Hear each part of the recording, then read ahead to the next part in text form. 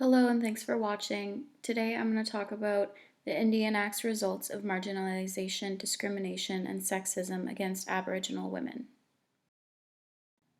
European settlers came to new nations bringing with them Christian values and European attitudes and perspectives. Among these, that women were weak and needed men for protection and to be providers.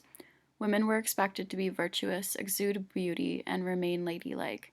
Women should hold a certain place in the home and in life. This was a stark contrast to the lifestyle and culture of the native women of Canada, whom had always held positions of equal authority and responsibility in their communities. First Nation matriarchs were the holders of wisdom and knowledge. They were tasked with the responsibility of story keepers. Aboriginal women were hunters and gatherers, equal to that of men. They weren't confined to a title of homemaker. With the introduction of European culture, their sense of personal autonomy started to fade, along with their previous positions in their communities. Trade became imperative, and intermarriage with Aboriginal women was seen to secure bonds needed to establish economic ties. Many laws regarding First Nations people had already been put into place, but in 1876 these laws, along with additions, were documented, forming the Indian Act. Although many parts hold high controversy and have since been abolished, I will be focusing on sections that led to distorted perceptions of Aboriginal women and a forced reframing of their identities, impacts that are still being felt today.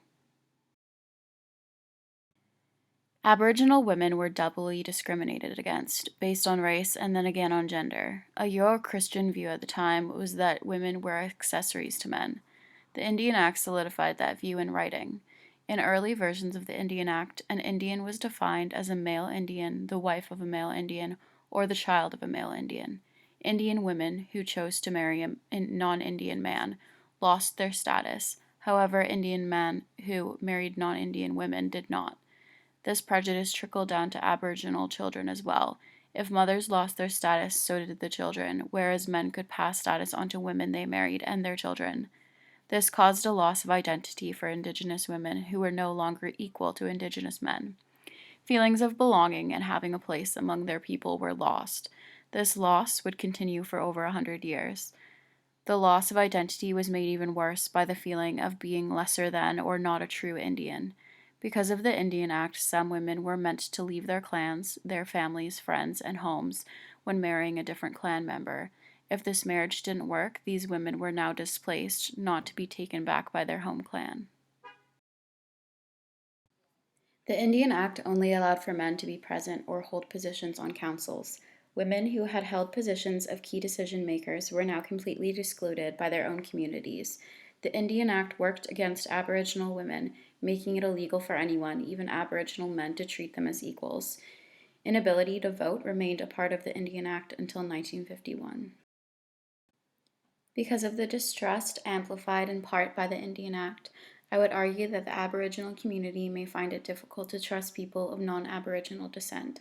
Therefore, from the other side, the Indian Act has reframed how Aboriginal people view the majority population in Canada. This distrust would extend to law enforcement working outside of the reservations. Aboriginal women may feel distrust with law enforcement as well as their communities after being cast aside due to the Indian Act.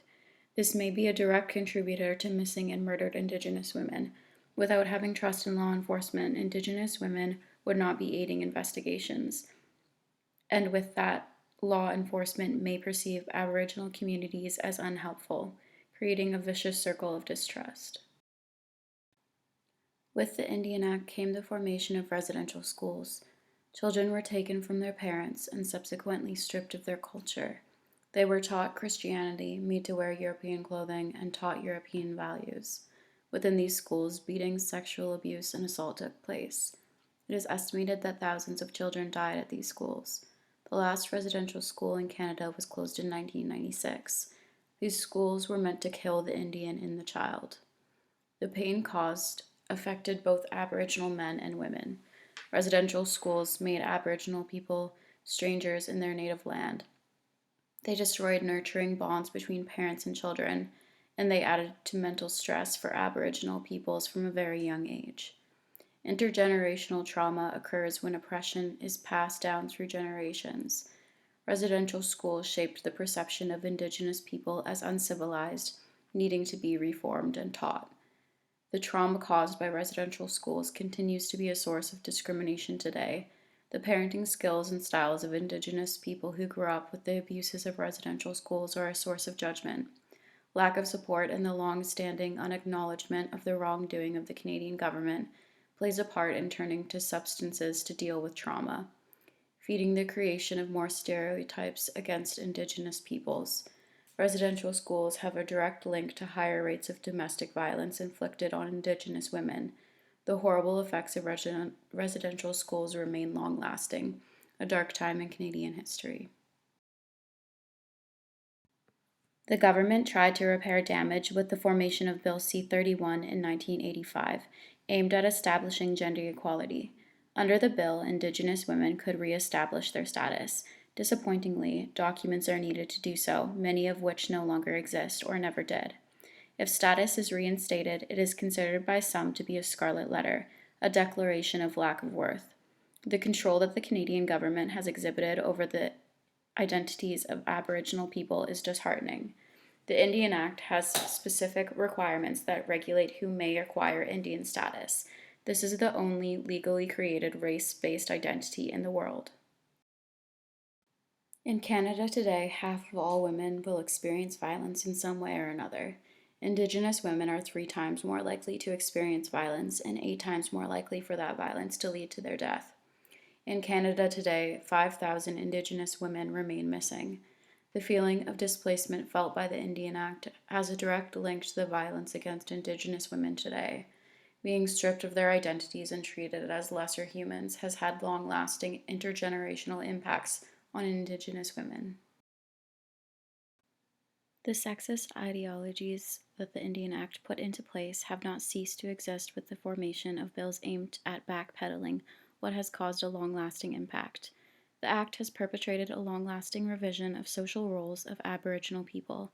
Women have gone through a systematic devaluation. Aboriginal women have experienced a generational diminishment of feelings of worth, independence, and self-identity. However, through all of this, have shown incredible resilience and strength. Although the Indian Act created sexist and racist attitudes and should have never been allowed into conception, through it, Aboriginal people, women, can be viewed as survivors and warriors.